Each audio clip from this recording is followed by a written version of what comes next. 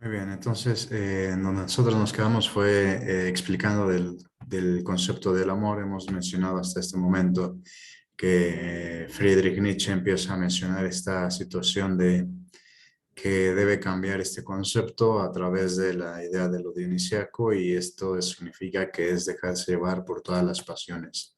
Pero también hemos mencionado que hay esta definición etimológica que proviene del griego y del latín a negación y mors muerte, y con el filósofo francés Gabriel Marcel hemos dicho que la definición es, o cuando yo le digo a otra persona te amo, yo le estoy diciendo a esa otra persona tú no morirás.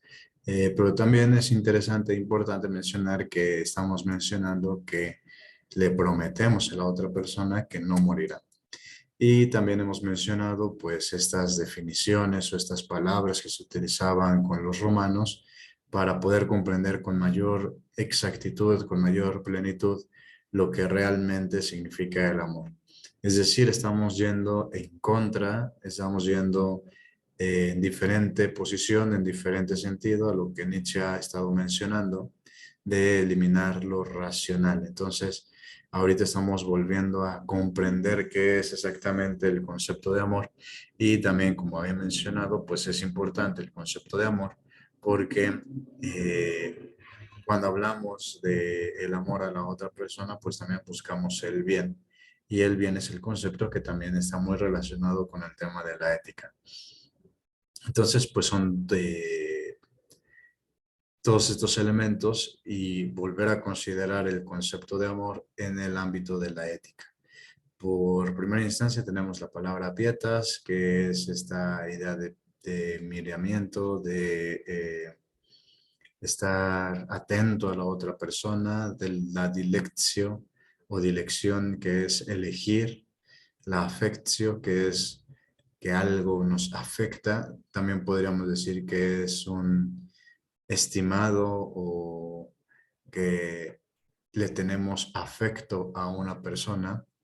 Con la palabra studium hemos mencionado que es justamente la idea de estudiar a la otra persona, pero es amar realmente a la otra persona en el conocimiento. Aquí, como hemos mencionado, pues es un estar a disposición. El amor, el concepto que engloba todos los conceptos en latín, pues es justo esto, como sentirse arrebatado. Y caritas, que viene de carus, que es como caro, que es lo que más te importa, pues es una estimativa de valor.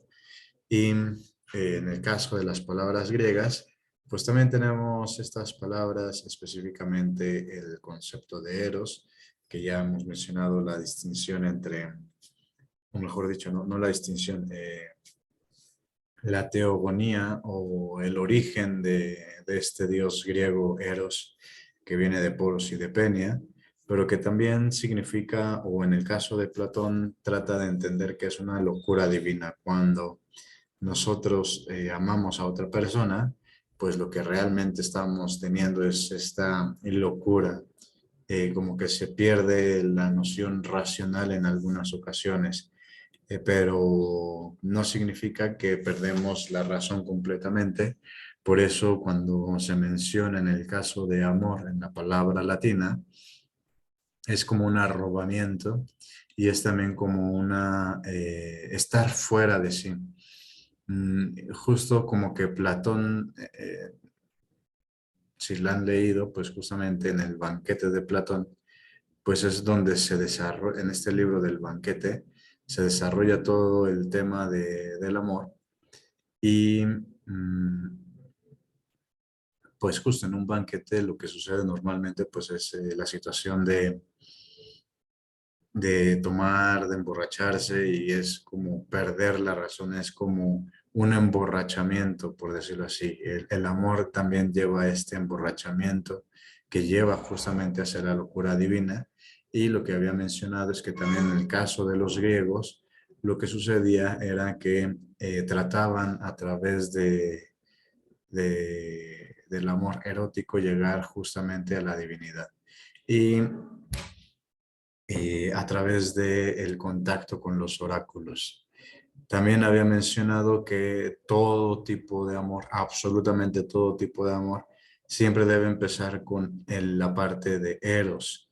¿Y qué significa eros? Pues también significa eh, que nosotros en este darnos, cuando nosotros nos preocupamos por las otras personas, pues también va ascendiendo ese amor. Mientras que el amor de tipo ágape o agape lo que hace es un amor descendente y es un amor que en realidad nosotros recibimos. En el caso del amor erótico es un amor que nosotros damos y en el caso del tipo de agape es un amor que nosotros recibimos. Normalmente cuando hablamos del concepto de amor, lo que sucede es que nosotros estamos esperando a que la otra persona nos ame, es decir, en este caso volvemos a esta palabra en latín del affectio o del apatio. Nosotros estamos padeciendo o nosotros somos pasivos en el amor, en el caso del tipo ágape. Nosotros recibimos el amor de la otra persona.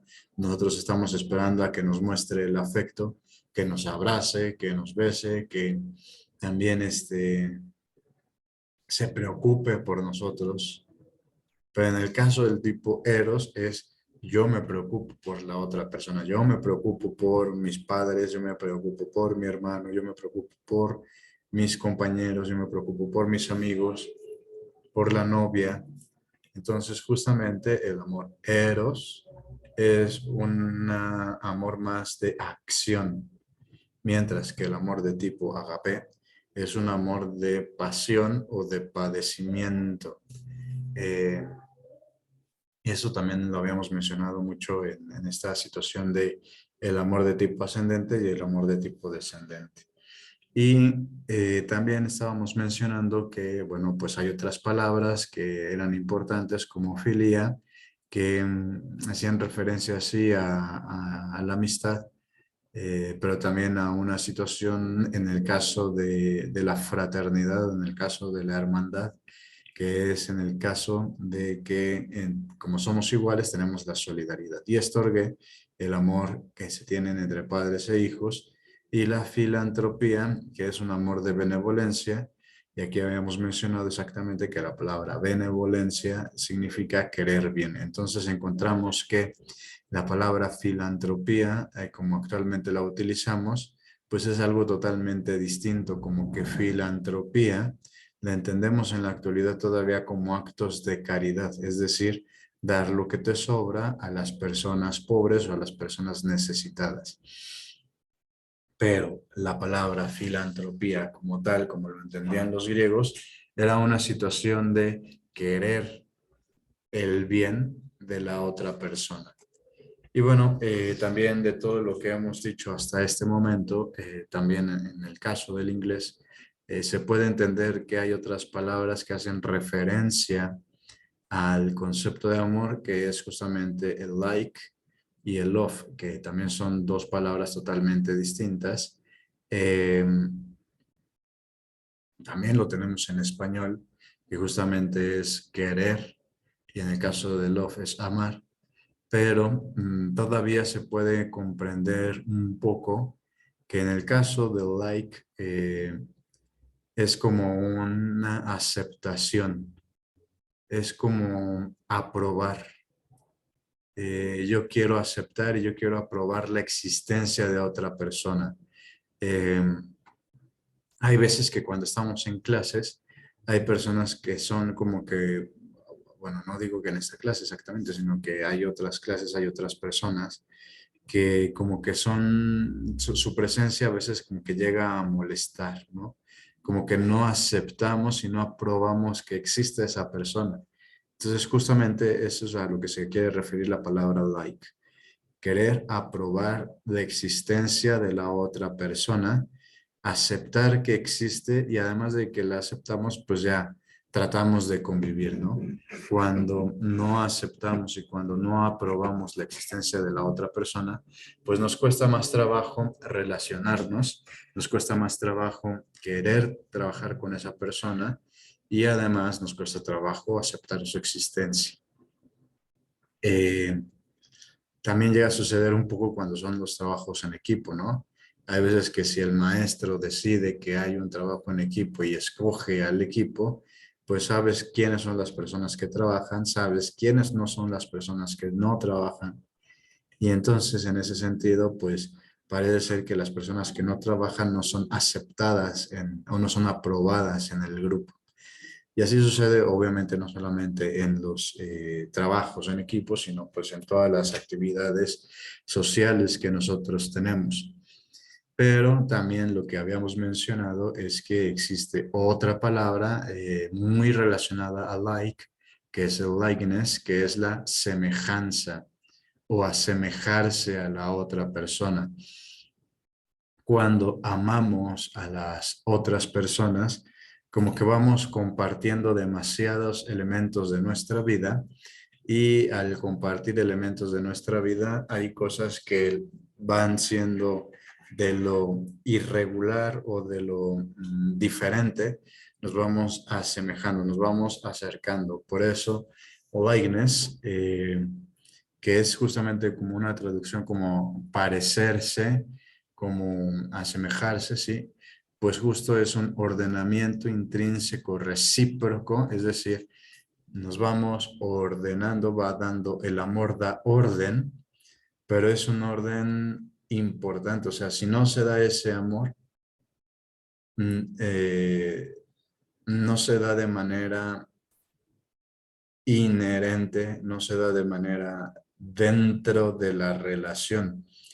Intrínseco es lo contrario a extrínseco. Entonces, si extrínseco es una cuestión que está fuera y hay cosas que ordenan por fuera, como puede ser la ley, como puede ser una autoridad, como puede ser una institución, pues el amor lo que hace es dar un orden, pero en lo intrínseco, es decir, dentro de nosotros mismos, pero además de que es dentro de nosotros mismos, es dentro de la relación. Por eso lo que dice aquí es recíproco. El ordenamiento se da de la misma manera, simultáneamente, al mismo tiempo, entre el que ama y el amado. Es decir, que cuando se da likeness, se van ordenando las cosas. Cuando no hay amor, cuando no hay likeness, pues entonces lo que sucede es que siempre va a haber diferencias. No va a haber un ordenamiento y siempre va a haber disputas, siempre va a haber conflictos, siempre va a haber problemas, ¿no? Entonces, si bien likeness puede tener una raíz etimológica de like, aunque parece ser que no es así, pues like lo que hace es primero aprobar la existencia de la otra persona, aceptar que existe, y cuando se acepta y se aprueba la existencia de la otra persona, entonces empieza todo el factor de querer relacionarse, pero además que se pueda dar un likeness, que es justamente una semejanza. Yo les comentaba que hay veces que cuando hay un amor muy fuerte, por ejemplo, en la amistad, pues la gente empieza a preguntar si realmente son amigos o son hermanos, porque se parecen demasiado. Tal vez hay muchas cosas distintas físicamente. Obviamente otra cuestión distinta pues es la familiaridad. Cada uno tiene padre y madre distinto, pero aquí lo que hace likeness es ordenar y asemejar, eliminar todas las brechas de diferencia. Y hay otra palabra que, que tal vez no es tan común en el inglés, que es fondness o to be fond.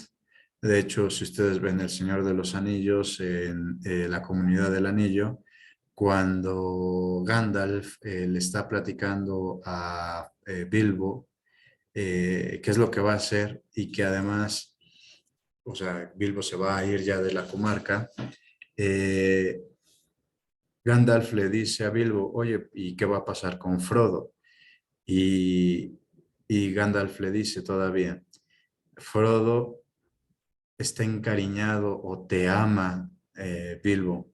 Entonces, si escuchan muy bien esa parte del Señor de los Anillos, la Comunidad del Anillo, justamente Gandalf le dice, Frodo is fond with you, Bilbo. Entonces es no solamente mostrar un cariño, sino que también es amar realmente.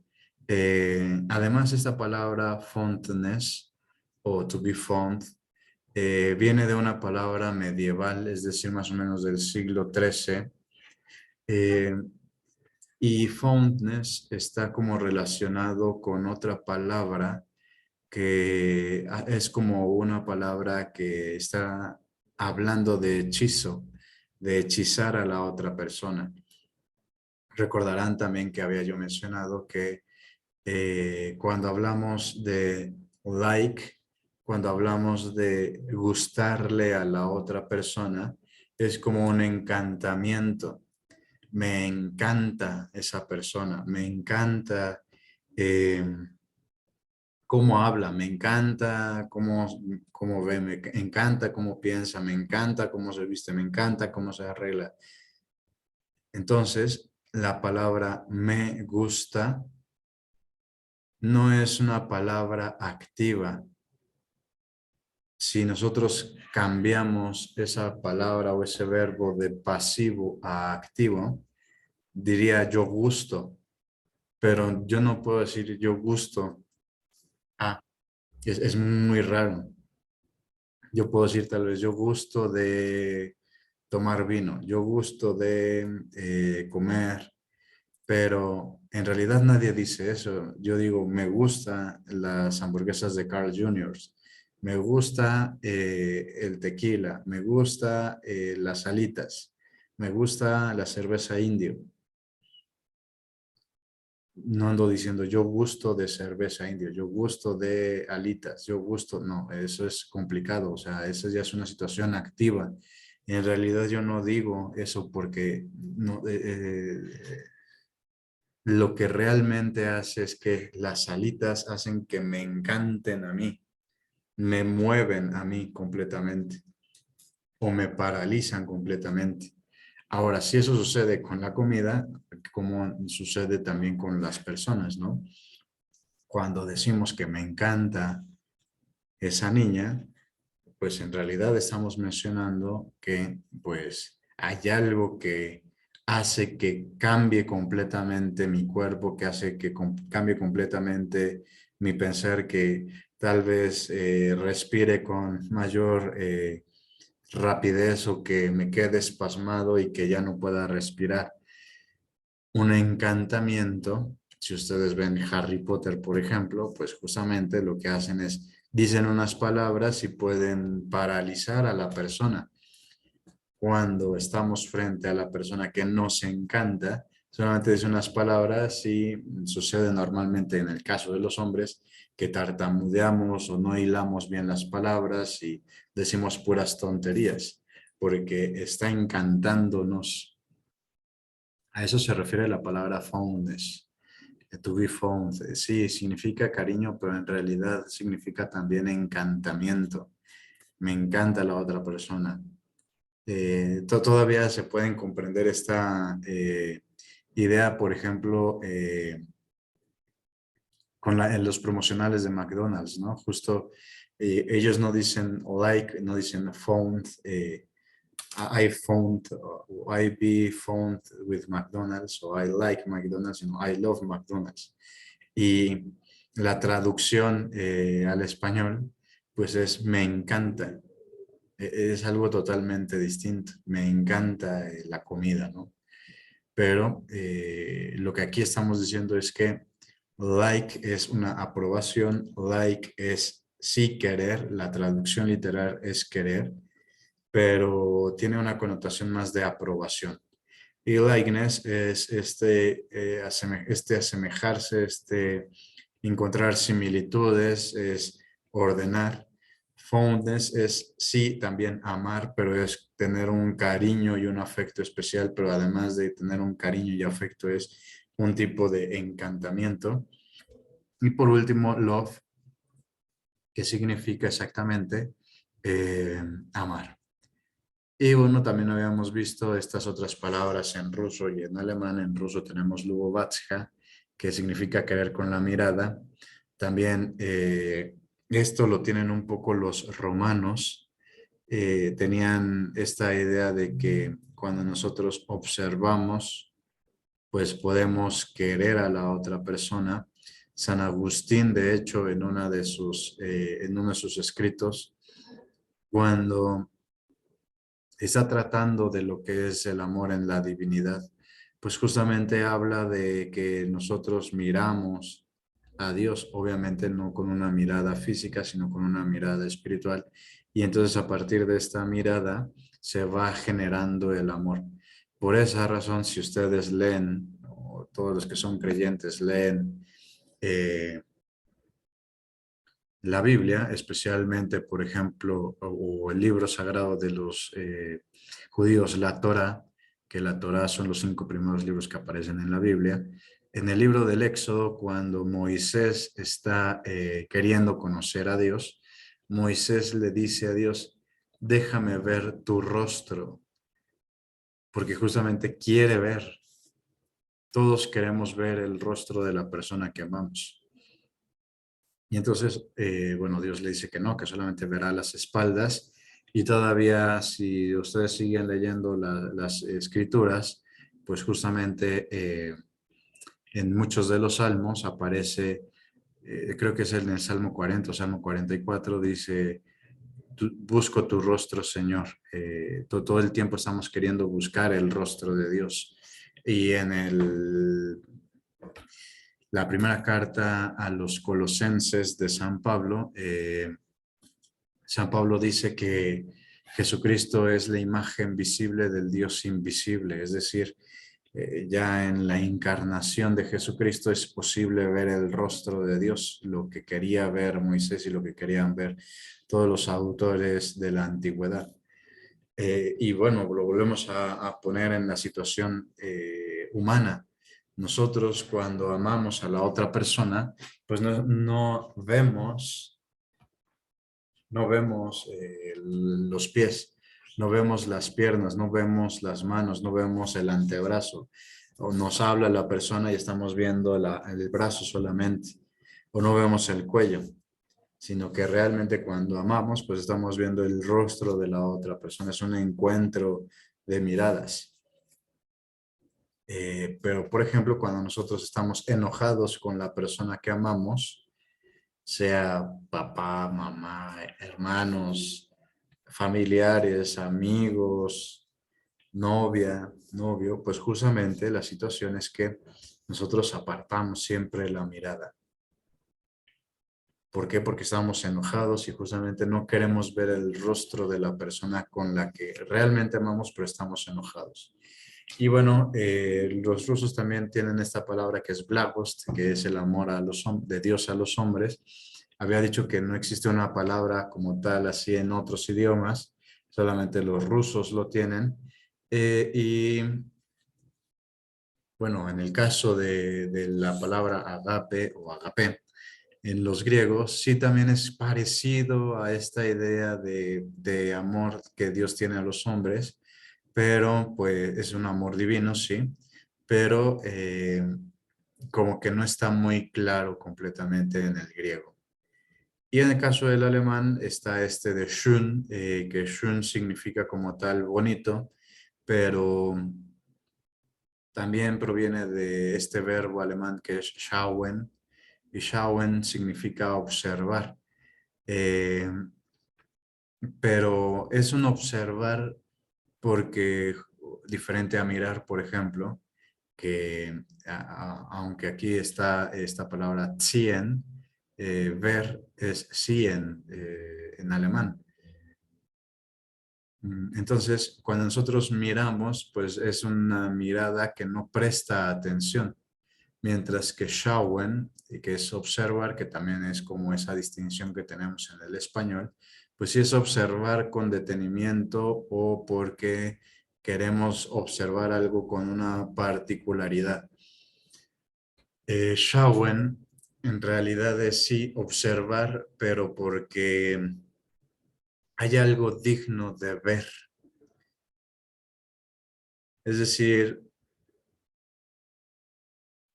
cuando existe algo, o más bien existen muchísimas cosas que nuestra mirada está siempre conociendo, pues yo ahorita en este momento, pues sí puedo estar observando la computadora, puedo observar la presentación, puedo observar la mesa, puedo observar las sillas, pero si hay algo que llama demasiado mi atención, entonces ahí mi mirada va a cambiar y va a ponerle muchísima atención. Si, por ejemplo, ahorita que estoy en esta oficina, empezara a amanecer o también sucediera el atardecer y fuera un atardecer espectacular, pues entonces mi mirada va a cambiar y ya no voy a estar observando todo esto, sino que ahora mi mirada va a prestar totalmente la atención al atardecer porque es algo digno de ver. Entonces a eso se refiere Shawen, pero que justamente hace referencia a Shun, porque sí, como es, pues, sí, hablar de lo bonito, pero en realidad es como todavía hablar de un amor que se ama gracias a la mirada. Y Suchen, que también es como este tipo de amor, pero en realidad ahorita los alemanes no utilizan estas palabras para hablar del amor, el Schön y el Zuchen, sino más bien Zuchen significa encantamiento, que es lo que habíamos mencionado anteriormente con la palabra fondness. Y Zuchen, que sí es encantamiento, pues viene del alemán ziehen, y ziehen significa tirar. Cuando alguien nos encanta, nos tira de todas nuestras seguridades. Normalmente cuando una persona está soltera, cuando una persona no vive en el noviazgo, pues va afirmando su personalidad, va afirmando ciertas cuestiones en su vida,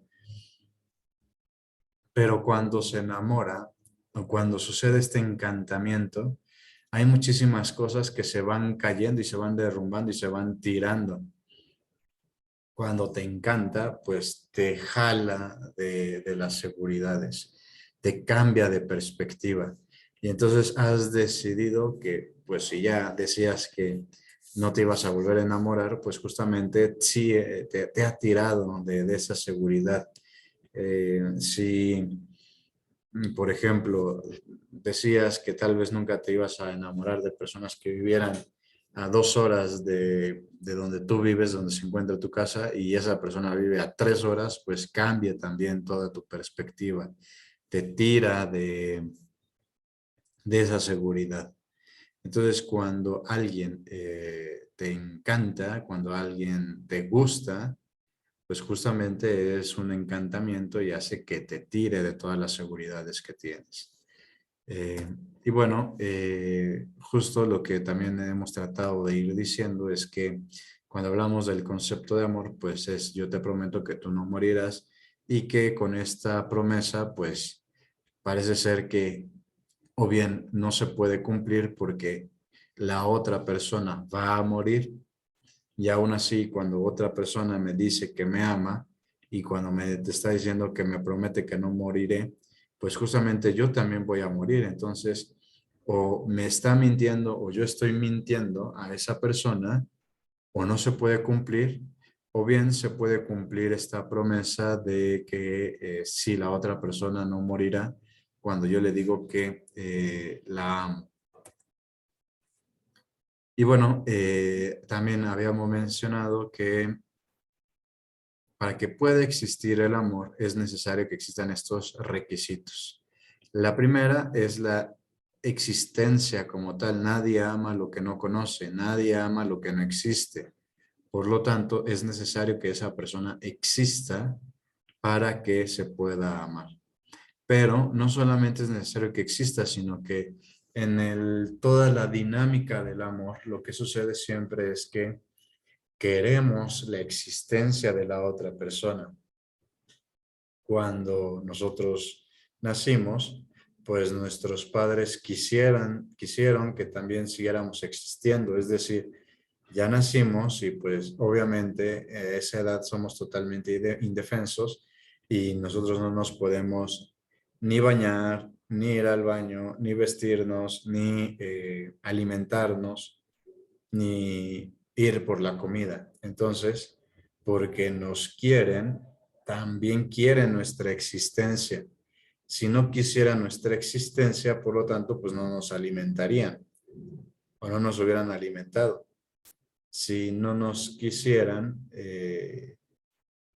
pues tampoco nos vestirían y tal vez o nos moriríamos de frío, de hipotermia, o nos moriríamos por muchísimo calor. Entonces, eh, no basta la existencia de la persona, sino que también es necesario que cuando se ama a la otra persona, se quiere la existencia. Y el querer la existencia entonces es empezar a procurar lo que dice aquí, el bien de la otra persona. Si yo quiero que exista, si yo quiero que esa persona siga existiendo, pues voy a procurar esos bienes. Ahora que ya empezamos a tratar temas un poquito álgidos, como es el caso de personas que se encuentran en estado vegetativo y que tal vez hay que quitar o desconectar a la persona, pues justamente cuando se conecta a la persona a una máquina, pues todavía seguimos queriendo su bien. Queremos que siga comiendo. Ya no se le puede dar de comer tal vez como a un niño pequeño, pero cuando se quiere el bien, pues entonces también se quiere su existencia de manera inmediata. Por esa razón, digamos que la existencia no basta, sino más bien lo importante, el requisito para que exista el amor es querer la existencia de la otra persona. Y el ejemplo claro, pues son cuando éramos muy pequeños, si quieren nuestra existencia, pues nos dan de comer y todavía podemos decir que si hay una persona que está en el hospital, un familiar, un amigo, eh, o el noviazgo, la novia, el novio, o en el matrimonio, la esposa, el esposo, pues justamente, pues queremos que todavía siga existiendo. No sé qué tan común sea para ustedes que si hay algún amigo que se encuentra en el hospital, pues también se va a visitar al amigo al hospital, porque se quiere su existencia. Pero también, además de querer la existencia, se agradece la existencia de la otra persona. Eh, Porque también, como hemos mencionado por muchísimas clases, pues no podríamos entender nuestra vida sin la existencia de esa persona.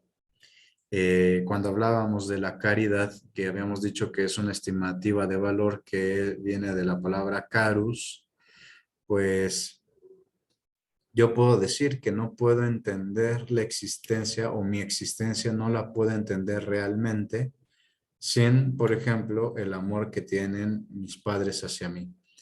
Pero pues no solamente es el amor de mis padres, también es el amor de muchísimos amigos que he tenido durante la vida.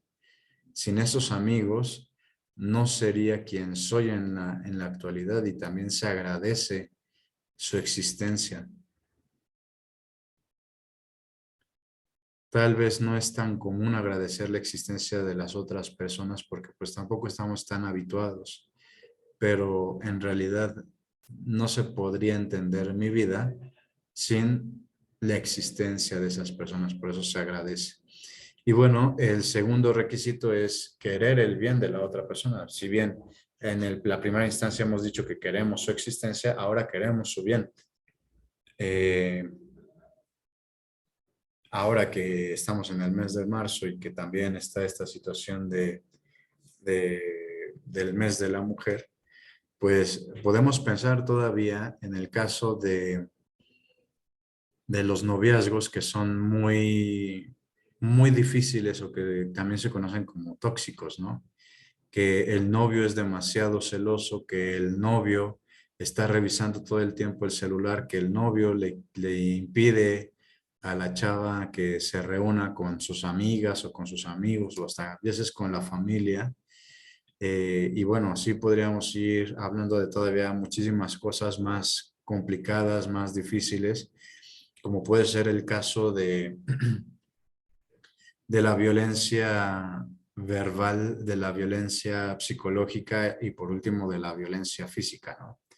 Cuando tú quieres a esa amiga y esa amiga pues no se da cuenta que su novio es un patán y que su novio es una persona violenta, pues lo que normalmente, bueno, también como meme o como frase de meme se dice, pues es amiga, date cuenta, ¿no? O sea, justamente quieres el bien de esa persona, el bien de esa amiga, pues no solamente es que tenga buena ropa o que tenga comida, que tenga buenos estudios, sino que también es realmente preocuparse por el bien de la otra persona.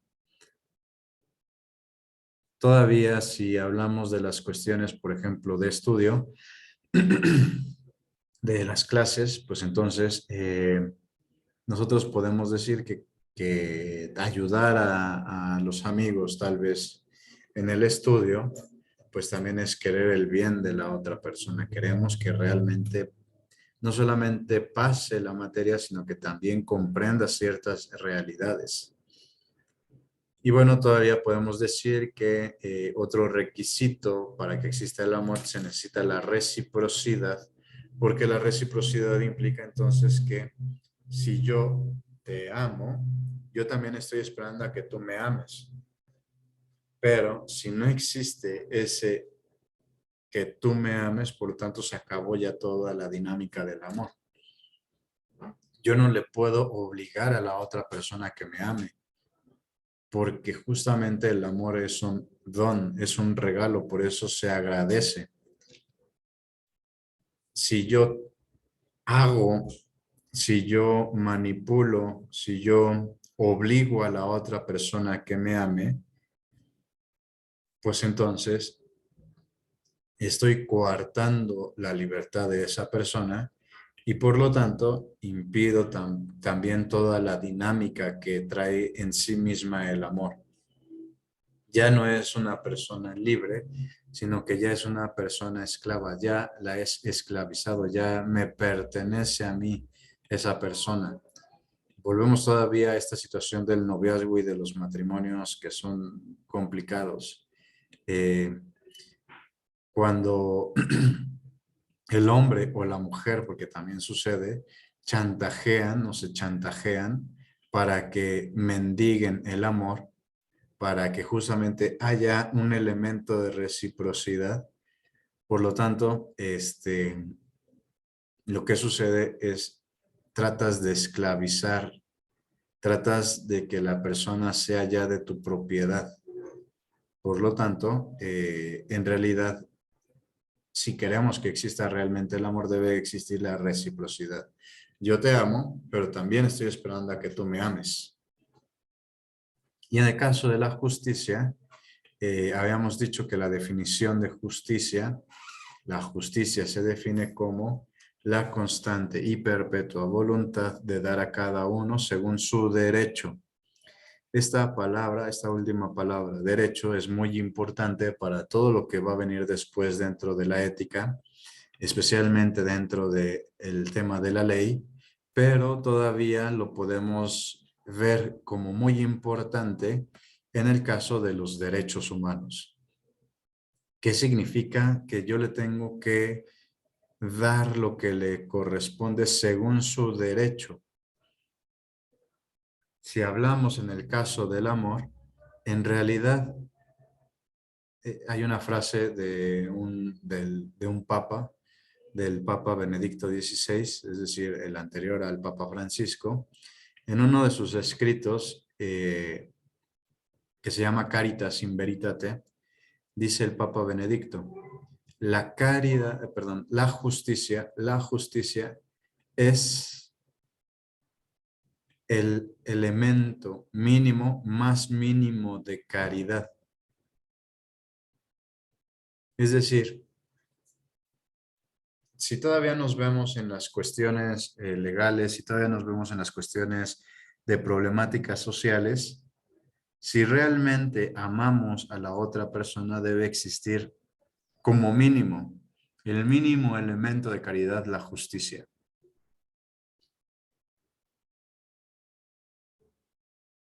ya después empieza toda la dinámica más perfecta de la caridad, que ya es algo que hemos platicado. Y bueno, justicia entonces es la constante y perpetua. Otra vez importante esta definición porque justicia no solamente es un día. Ustedes disculparán, pero volvemos otra vez al tema de marzo, del Día de la Mujer, del 8 de marzo. No solamente basta que un día se le reconozca a la mujer. Si solamente esas mujeres van a protestar por un día eh, para exigir sus derechos, entonces, pues en realidad no se está haciendo un acto de justicia, más bien ellas mismas están implementando un acto de injusticia, porque la definición de justicia es constante y perpetua, es todos los días, a todas las horas, en todos los tiempos. No solamente es un día,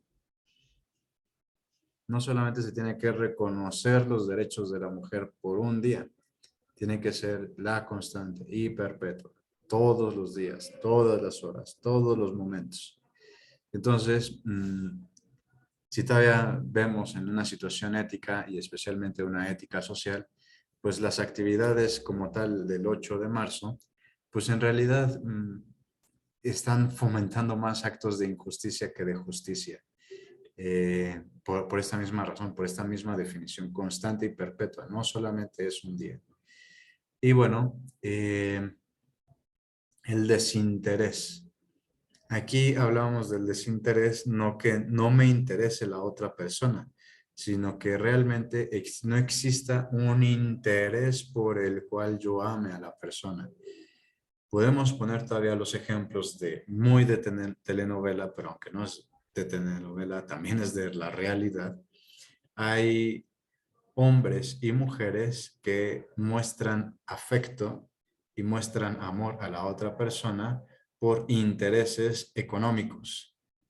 No le interesa realmente la persona, no le interesa realmente las cualidades, habilidades, no le interesa realmente quién es, sino más bien tiene intereses económicos o tiene intereses sociales, puede escalar dentro de los ámbitos sociales, pero también puede escalar en ámbitos políticos. Solamente como ejemplo, no sé si ustedes se ubiquen, pero ahorita el gobernador de Puebla es una persona que en realidad no había sido votada. Y antes había ganado otra mujer que era Marta, se llama Marta, pero que era esposo del anterior gobernador. Este, y bueno, porque no ganó el partido de Morena, pues mataron a esas personas, ¿no? El esposo era senador y la esposa era gobernadora de Puebla. Pero lo que quiero decir es que ese matrimonio en realidad tenía un interés político. Se habían casado justamente porque tenían muchas conexiones políticas y en algún momento podían llegar a tener el poder dentro de Puebla. Entonces ahí como tal ese matrimonio no gozaba de amor, no tenía los elementos de amor, sino más, y no había este elemento de amor justamente porque había un interés político, no había un interés real por la otra persona, que es justamente la definición que hemos utilizado con la palabra pietas de los romanos, interesarse realmente por la otra persona, interesarse realmente por quién es, tener un miramiento, sino más bien que había un interés político. Entonces, como ya hay un interés político, ya en ese momento se acabó realmente el amor. Es necesario que exista un desinterés real para que pueda existir el amor. Y también, pues entonces, también existe el sacrificio. Hemos dicho que también la palabra sacrificio viene de sacrum facere, que significa hacer algo sagrado. Pero también, bueno, para ahorita justo todos los que practicamos el catolicismo, pues hoy se hacen dos grandes sacrificios, ¿no? O se hacen muchos sacrificios durante la cuaresma. Hacer el ayuno y también abstenerse de comer carne. Pero bueno, justo hacemos eso para ir haciendo sagrados ciertos elementos. Especialmente que, bueno, pues lo que nosotros se dice dentro del catolicismo es que la carne de res es cara y entonces el pescado es más barato y cuando tú haces esa comparación, te ahorras un dinero y ese dinero puede ir para la gente que más lo necesita y que necesita comer. Además de que tiene otro sentido teológico de la carne de Cristo, etcétera, ¿no? Pero nosotros hacemos ese sacrificio justamente para eso. Actualmente, en estos momentos, pues sabemos que el pescado es más caro que la carne.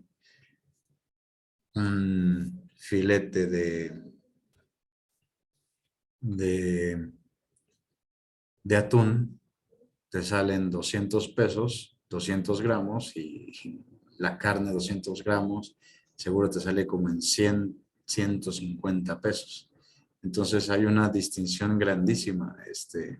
Es más caro ahorita el pescado. Entonces, justo, cuando hablamos de sacrificio en el caso del amor, pues es que nosotros vamos limitándonos ciertas cosas para poder ofrecerlas a las demás personas. No sé si ustedes vieron la película esta de Will Smith de En busca de la felicidad. Pues justamente ahí se puede ver perfectamente cómo el papá, por amar a su hijo, hace muchísimos sacrificios. No tienen dónde vivir, no tienen dónde comer y entonces pues lo poco que tiene el papá pues se aguanta, el papá no come y se lo da a su hijo para que coma. Hay un sacrificio enorme en esa película, en el amor del padre al hijo, ¿no? Y así podríamos ir viendo muchísimos otros actos de sacrificio que se van haciendo por amor.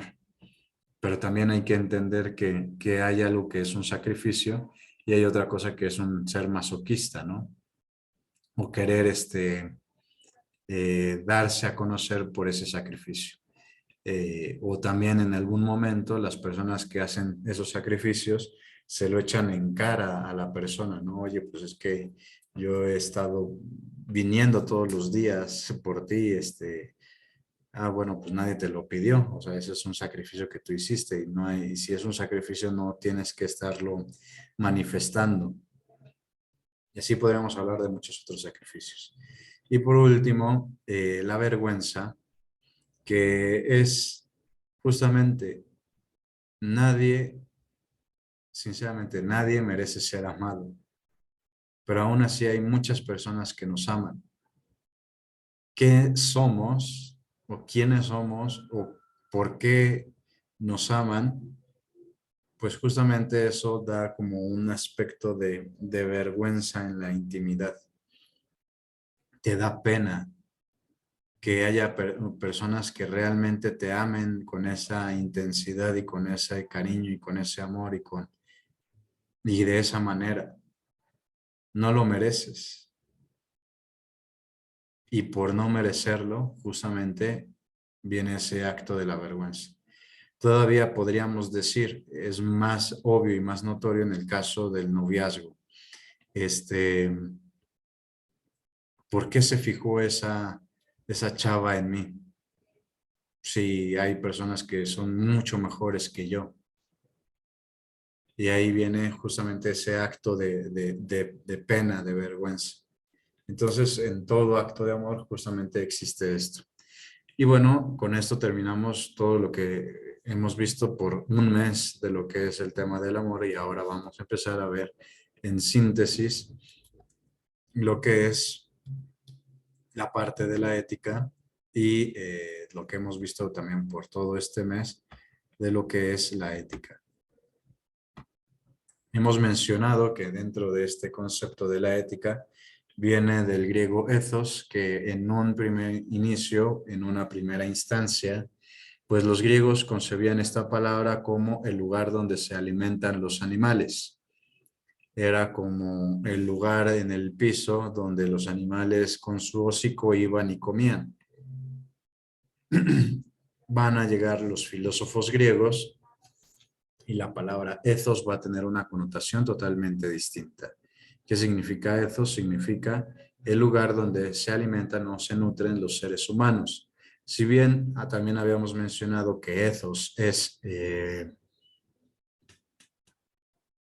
como las costumbres, pues justamente cuando hablamos de que es el lugar donde nosotros comemos, pues no es solamente en el aspecto de la materialidad, no solamente es el aspecto de comer, de alimentarse, sino más bien es una situación de alimentarse espiritualmente a través de las costumbres, a través de los hábitos, a través de las acciones que se realizan.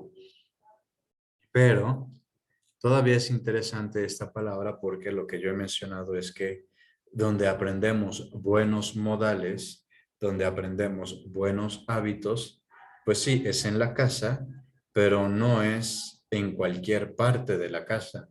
No es en el baño, no es en el jardín, no es en el cuarto, sino que es en el comedor.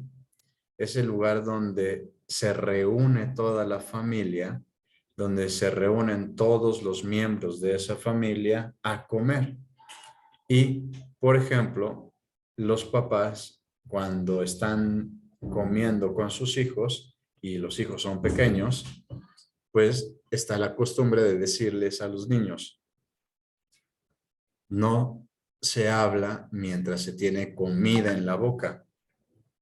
Además de eso, también se les dice, si hay otra persona que está hablando en la mesa, tú guardas silencio hasta que venga tu oportunidad a poder platicar, a poder expresarte. Porque si todos están hablando al mismo tiempo, pues no hay diálogo, no hay comunicación, nadie se entiende. Entonces, tú quédate calladito hasta que sea tu oportunidad.